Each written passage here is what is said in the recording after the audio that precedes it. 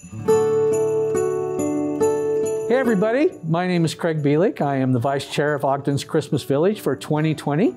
And this is another video in a series that we're calling Holiday Traditions with Ogden's Christmas Village. This is a taste of Ogden. You know, we weren't able to do a lot of the things that we normally do for Christmas Village this year, you know, because of our circumstances. We couldn't have our parade and those sorts of things. So we decided to do something different, invite people from Ogden to share with us their traditions and their recipes. We recognize, of course, that Ogden is a very diverse place. And we've had a bunch of guests on here that prepared a lot of ethnic dishes, but today we're going to do something kind of really special with our guest Kai Hallows right here. Thanks so much for having me. I'm excited to be here. We're very excited for you to be here because you are making today gingerbread cookies, but Vegan style. Vegan style, that's right, that's right. And I think this is going to be a really fun recipe for people to get into. And we're also going to talk about your business, which is Lavender Vinyl, located on 25th Street. For anybody under the age of 30, I'll explain what vinyl is in a moment. Okay, but and we're also going to talk a little bit about what it means to be a vegan and how you became a vegan. Yeah. And all those sorts of things. But the main thing is we're going to cook these great cookies here in the studio on 25th Street. If you like what you see here, and I can't imagine that you wouldn't, you're probably thinking, I wonder if that place does parties. I wonder if I could rent that, you know, those sorts of things. The answer is yes. Go to thestudio.com and check it out because this is available for you. Great kitchen you could cook in. They will also supply you with a chef if that's something that you need. And we would love to have you down. You like this place, Kai? Oh, I love it. It's beautiful. Right. Does this look like your home? I wish. I wish my home looked like this. All right. Well, let's get cooking. And as we go, I'm going to ask you some questions. If I distract you, say, hey, Craig, hold on for a minute. I'm cooking. Sure thing. So you got first off, where did this recipe come from? Is this yours or? This is my recipe, yeah. So a lot of these were made with more traditional recipes that were from my family, but I veganized them all. So by that, it's replacing butter with coconut oil or replacing eggs with flaxseed.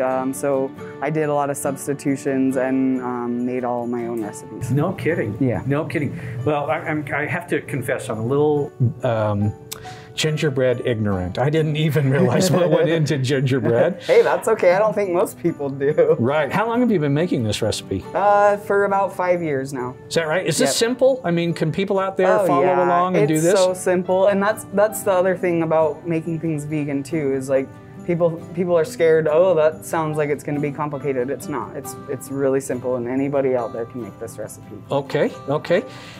Before we get started, I want to ask you just, first off, there might be some people out there that don't understand the term vegan. Yeah, for sure. All right, and then I also think that there are levels of veganism, are there not? I think so, yes. Yeah. So explain your veganism, how you came to it, why you decided to do this, and what you will and will not eat. Yeah, for sure. So I've been vegan now for about 4 years. I became a vegan for health reasons, really, just to try to cut some things out of my diet. Wanted to lose a little bit of weight, and I've stuck with it now. Been doing it for about 4 years.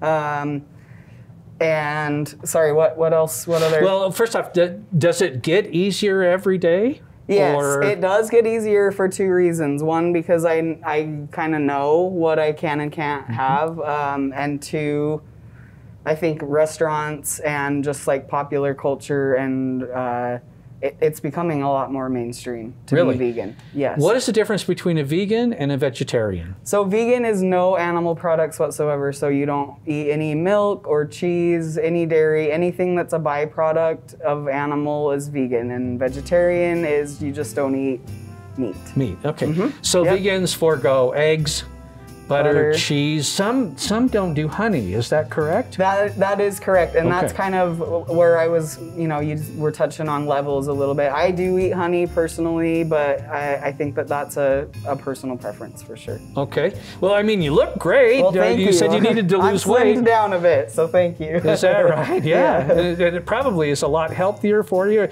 mean, you folks may not know this, but he's 87 years old. I mean, yeah. That's what that does for you. No, that's great. And so you had to adapt your recipes to fit your lifestyle. Yes, absolutely. Like, how do you make a vegan omelet? Is that actually, possible? if you want to go there's a new product that I love. I mean, it's been out for a couple of years now, but it's called Just Egg, and it's made from mung beans. What? Mung beans. Wow. And it scrambles up like an omelet. I had one yesterday. No kidding. Yes. And it's good. Oh, it's so good. I mean, I haven't delicious. had a regular omelet for a long time, but it tastes the same to me. Right. Were you always a fan of gingerbread? I mean, was that something that appealed to you and you thought, I want gingerbread, but I got to be able to make them vegan? Yeah, for sure. I love gingerbread. I love the idea of decorating cookies with chosen family or friends or your, biological family. There's so much about gingerbread that making houses memories associated. Yeah. It's very nostalgic, and I wanted something and it smells so good. It does. It's the dough, and when they're baking in the oven, it smells so good. Yeah. So. Well, let's get cooking. That's what people are tuning in to see. That's why we're here. Let's explain what we've got here, and I'm just going to let you walk through the steps, and I may ask you some questions as we go. So it's your show from here on out. All right. So in this bowl here, I have 4 cups of flour, and I'm gonna mix in my salt, baking powder, soda, cinnamon, nutmeg, and ginger. And those are going into the flour here. I should point out also that we will post this recipe on the Ogden City website.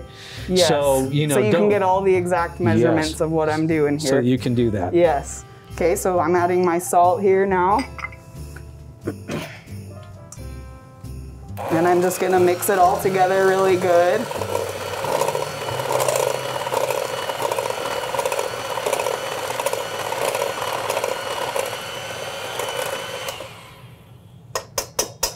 All right, and then in this bowl here, I have flaxseed, which is gonna work as the binder, so it's like the replacement for eggs. Okay. So in order to get, the ratio for that is 1 tablespoon of flaxseed with 3 tablespoons of water, and that is the equivalent of 1 egg, and you can do that in any baking. So wow. I've already measured out my water here. I have 6 tablespoons of water and 2 tablespoons of flax. Okay. And I'm just gonna stir those together, and I'm gonna let this sit for a minute because that's what binds it. The flax kind of absorbs some of the water, and that's what makes it kind of the viscosity of what an egg would be like. All right. Where would you get flaxseed? Is this a common thing? You can get it anywhere. Yep. You can get it at Smith's.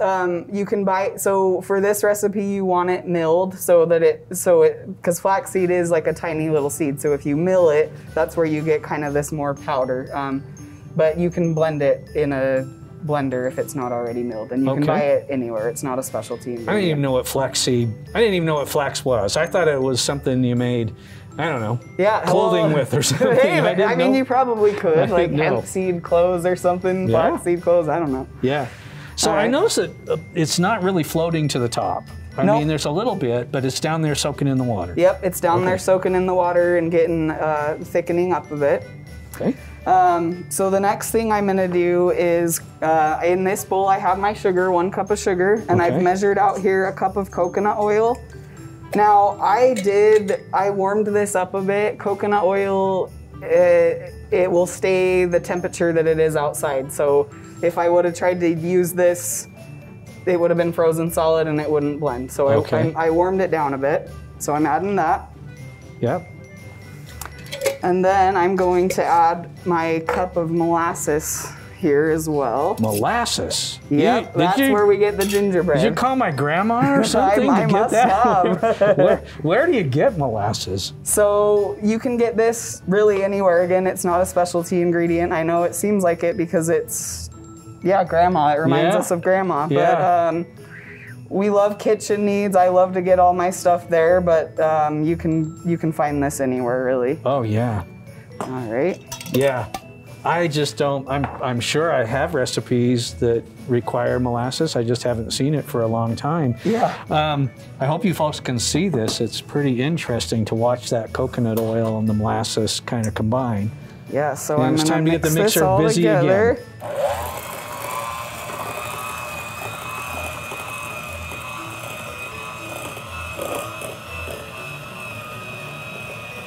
All right, and then I'm going to dump my binded flaxseed egg right into this mixture here.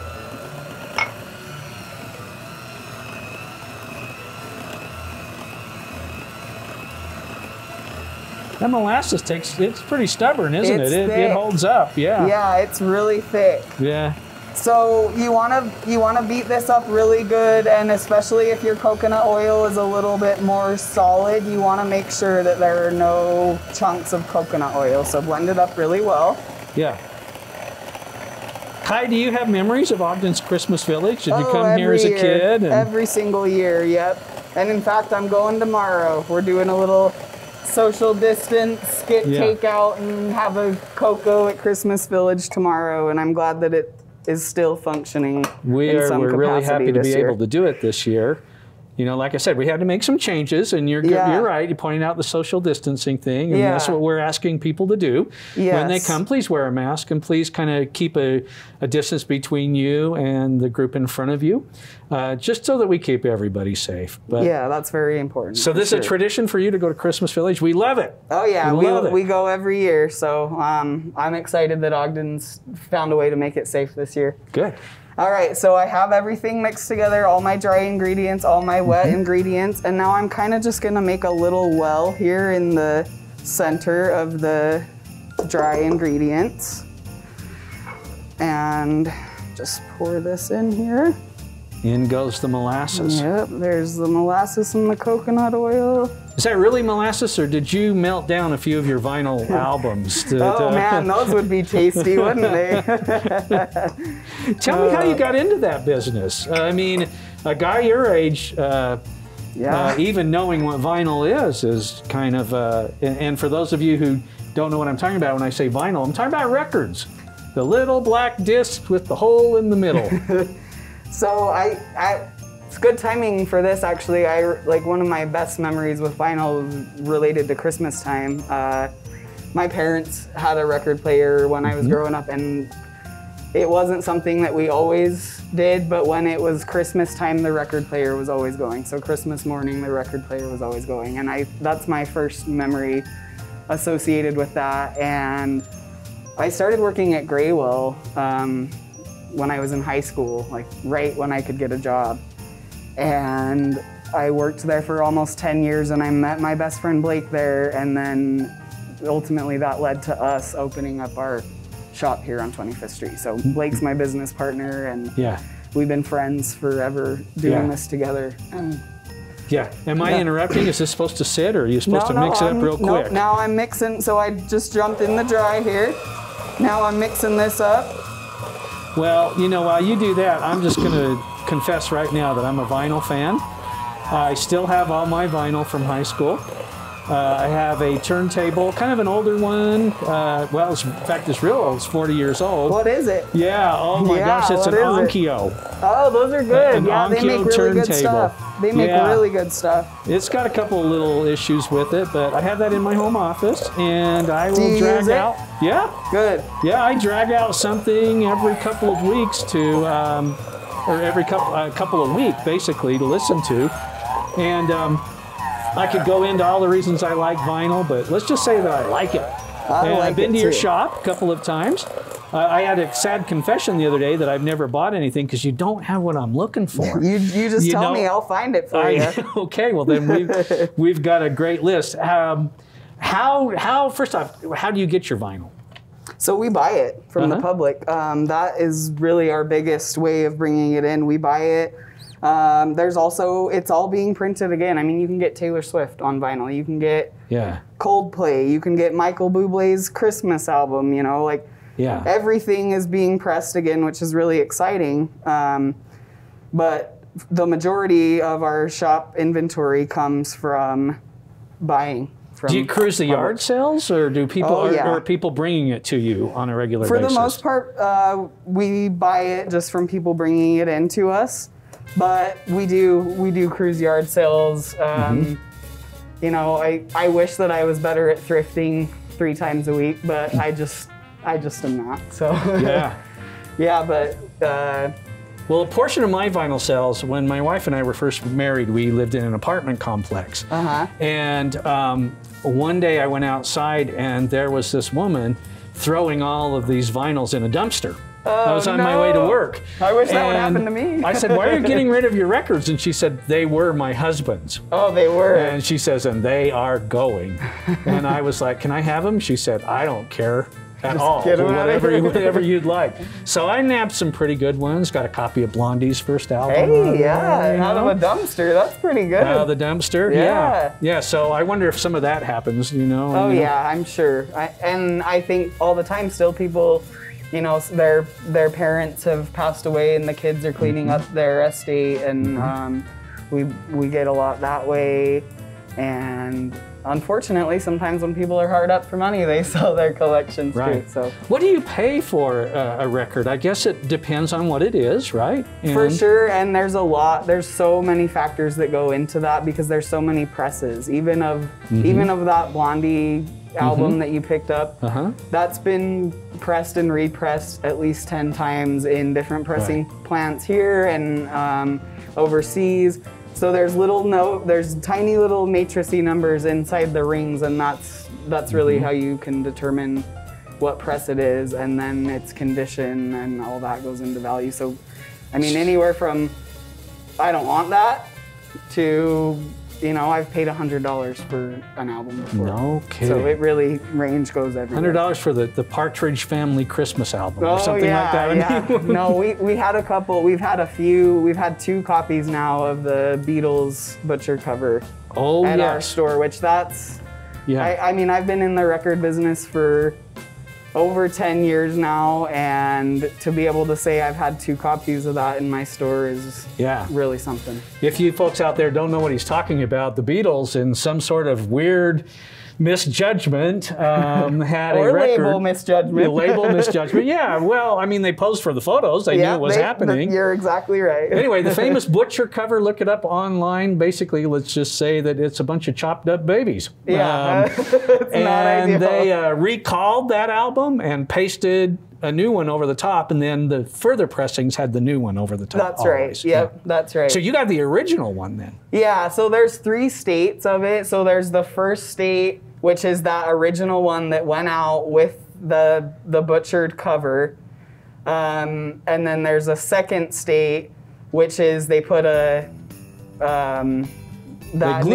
one over the top. It's like a trunk cover of them sitting on all this vintage luggage. And then the third state is if that new label from the second state was peeled off in a way that the Butcher artwork that it was put over is not damaged. Yeah. So, yeah. That is really cool. If you got one out there, he'd like to talk to you about it. I would, yes. He really would. Okay, we can talk vinyl all day, but I'm getting away from this. So I have my dough here all ready to go. Now what I'm gonna wanna do is refrigerate it while I preheat the oven, because it's hard to roll out when it's this soft. So I'm gonna just go ahead and put this in the fridge. All right. Here, the fridge at the studio on 25th Street. Again, check out thestudio.com because you can rent this place for your big Christmas party, and it is gorgeous. I wish you could see everything else that's, you know, behind the camera there. And here's the dishes I have to do, right? Yep. I mean, that's part of the deal. That's part of the deal. Do you want to talk about some of the decor that's here as you're doing this too? I mean, I don't know if our folks can see it, but there's a little little turntable over here, and you brought along a couple of fabulous little pieces of vinyl right here. I brought some Mariah Carey because she's the queen of Christmas, and I also brought Death Might Be Your Santa Claus. This is a cool collection that has sermons and blues and soul songs all the way dating back to 1924. You know what? This is rare. It is, yes. And really funny. I didn't think anybody else in the entire world knew this album. And you do know that album? I do, hey, as a I'm matter impressed. of fact. I haven't come across somebody that did. So. I've seen it before. I don't own it or anything like that, but you will find all kinds of, you probably never heard of any of the people on this album. Nope. But Death Might Be Your Santa Claus is probably one of the greatest album names I've ever run across. Isn't it? We're doing a little weird Christmas. It's 2020 here, okay? Yeah. All right, so we're rolling it out. You got it all stiff in, in the refrigerator. Yep. And that takes what? How long should you leave it in there? About 30 minutes, but Okay. it really depends on how, you know, if you can stand working with some dough that's tricky, then you can speed it up if you need to. So we probably should point out too that these are vegan, but they're not gluten-free, right? Yes, but I'm glad you brought that up because on my recipe, which you guys will find on the site, you can change out the flour in this recipe to like an all-purpose gluten-free blend. Okay. And I've done that before and it turned out beautifully. Great. So that is an option. You got to roll them out. Looks like that's going to take some muscle. Oh, it does. Yeah, it takes some muscle for sure. It's really stiff dough. But that's what we want. So you're gonna wanna roll it out to about a 1/4 inch. Again, you can change that based on preference if you want like a thicker cookie, but if you want a really thin, crisp cookie, the thinner you roll it out, the better you're gonna be. Right. If you like it a little chewier, get it a little thicker. That's cool. All right, so lavender vinyl, you buy people's old vinyl, and then of course, how you make your business work is you sell that vinyl to other people, right? Yep, that's exactly right. So you might find I've been down there and seen some dollar records. Yeah, we do a lot of that. And I've seen some that are $40 or more. Yes. Yeah. All over the map. I mean, and the dollar records, you know, I have a lot of people come pick those up for art projects even, and I love that. I love seeing it get used. And not in a dumpster. Not in a dumpster, that's right. Do you remember the first vinyl album that you bought?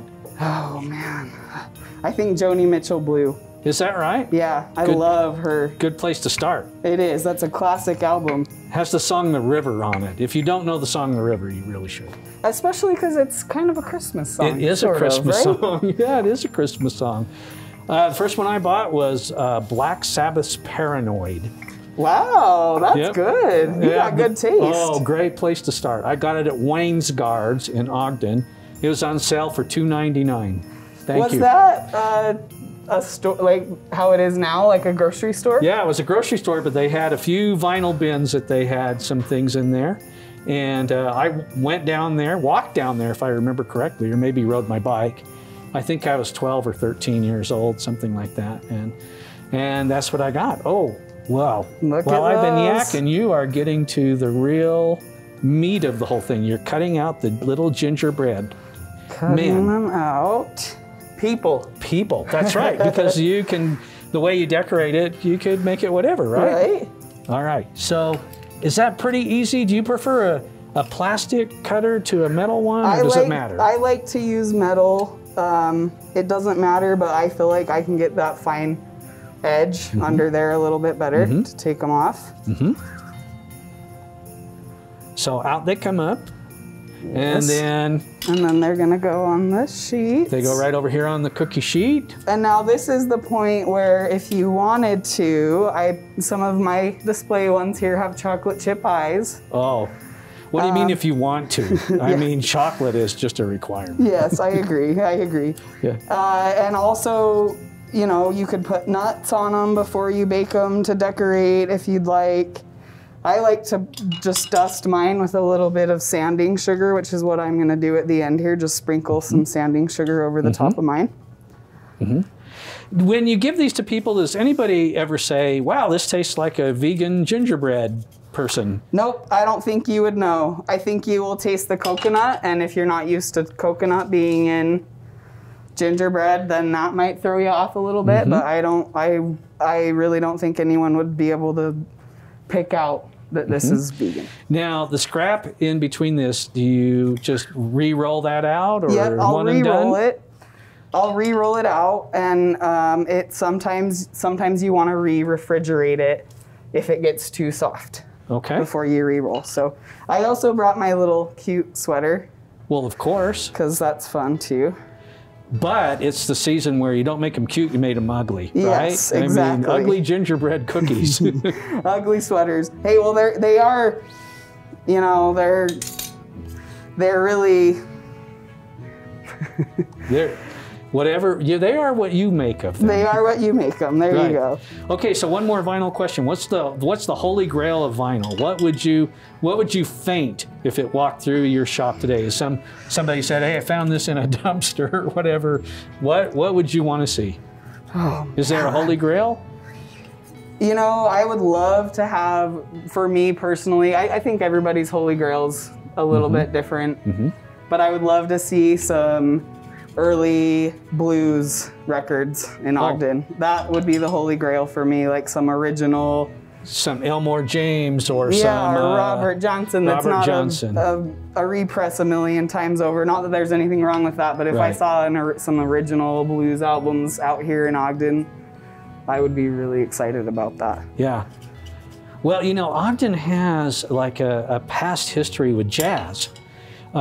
If you were to step into this building in the 1930s or 1940s, right across the street, some of the jazz legends were playing. I mean, yes. I mean, literally, world's greatest jazz musicians were playing right here in Ogden, Utah.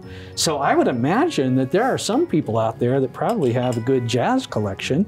I think so too. Naturally, you know, they might have gotten a few blues records. So my goodness, folks, if you out there have got some blues records and you want to get rid of them, I don't know why you would, but if you do. Or any records. Yeah, walk down here to Lavender.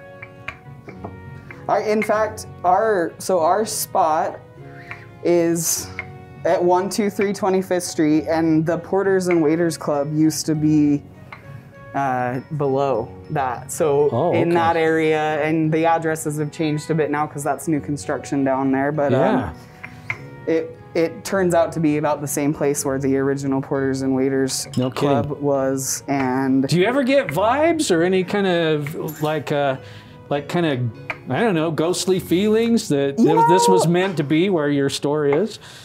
It's funny that you say that because the store that used to be there before we were had, it used to be a furniture store. I think it was called Mission Furniture. And they had a couple weird ghost sightings. Really?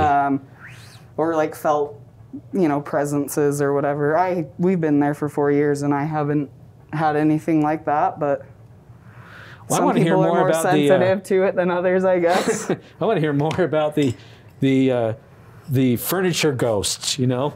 They came up and they moved the tables in the night, you know, to make sure that they were matching. Right, or you think you turn off the light and then you come in the next day and the light's on. Just kind of weird.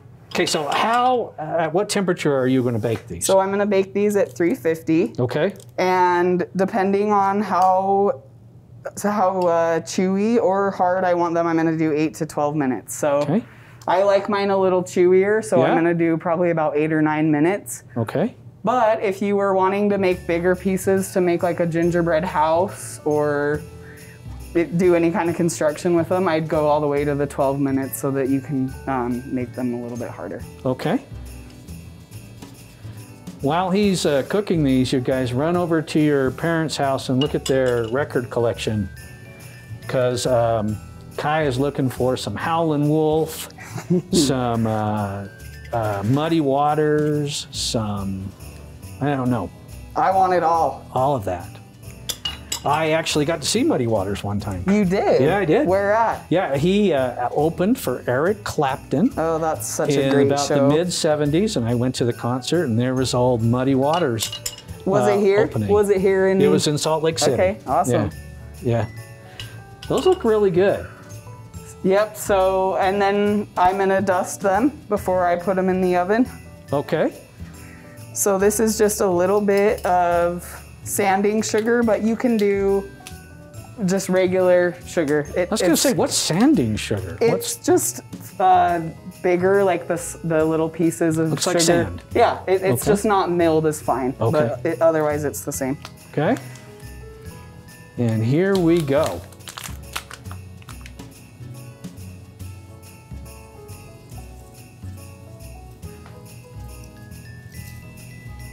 They are so cute. Aren't they cute? I mean, and this just really makes them are. look like they're glistened with a bit of winter. They really are. I should remind everybody as you do this expert sanding that this is part of Christmas Village this year, 2020. Had to make a few changes, but some things are still consistent. We are still open every single night. Every single night. Are you open Christmas Eve? Yes. Are you open Christmas Day? Yes. Are you open New Year's Day? Yes. We are open all the way through New Year's Day, 5 p.m. to midnight. It's absolutely free. There is free parking available all over downtown. We have hundreds of thousands of lights. We have about 44 cottages this year. We had to space them out a little bit to make it work. We want you to come down. We want you to bring your families. We want you to continue your traditions. We are asking you, please, when you come, wear a mask, stay socially distanced from the other group, and when you get home, wash your hands like crazy, okay? But other than that, we'd love to have you down there. People ask, are dogs welcome? Yes, of course they are. Please have them on a leash and pick up any of their little presents that they might leave. We don't need any extra presents. We don't want any of that. No, we've got plenty of presents down there. A couple of things you won't find down there this year, unfortunately. We don't have our hot chocolate booth. There is a way to continue to donate to the hot chocolate exchange. We have a sign down there. Please read it and do so if you can. That money goes for Toys for Tots, or Shoes for Tots, excuse me. It's Shoes for Tots from our local I forget, the Breakfast Exchange Club is who does that.